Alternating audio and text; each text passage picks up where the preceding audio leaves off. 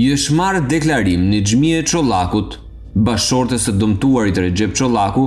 e cila ndër të tjera citon se Indieri Nazmi Veseli është vëllai i saj, që ka qenë në një konflikt të ashpër me motiv pronësie me të vëllain tjetër të saj, Kujtim Veselin, e për këtë dhe ajo nuk fliste me Kujtimin e as pjesëtarët e tjerë të familjes së tij.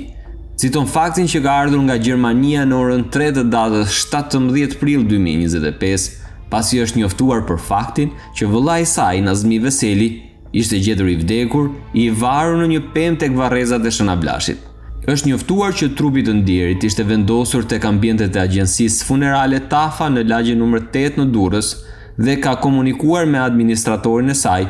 duke i thënë që shpenzimet do t'i mbuloj ajo, pasi është e motra dhe që Indieri ka qenë në konflikt me të vëllain e tij, e ata nuk e kanë dashur atë. Në mëngjes pranë agjencisë funerale kanë ardhur nipi i saj Abdurrahmani, djali i Kujtimit,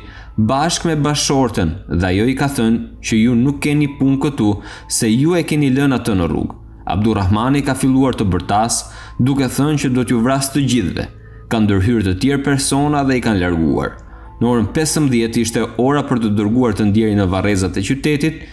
dhe kur kanë arritur tek vendi ku ishte caktuar varri, ka parë dy vëllezërit, Abdurrahmanin dhe Gentianin, djemtë të vëllait të saj Kujtimit, në kodër tek varri dhe ju ka thënë përsëri të largoheshin pasi nuk kishin të drejtë të merrnin pjesë në varrim, por Abdurrahmani e ka shtyr dhe ajo është rrëzuar. Ka ndërhyrë dhe djali i saj Olsi për të kapur të ëmën, e në ato momente Abdurrahmani, që kishte një lopat në dorë, ka dashur të godas Olsin, por ka ndërhyrë bashkëshorti i saj Rexhepi dhe lopata ka goditur kokën e këtij të fundit, e nga goditja është gjakosur. Ndërkohë që dy djemt largoheshin, ka ardhur policia dhe i ka kapur të dy vëllezërit.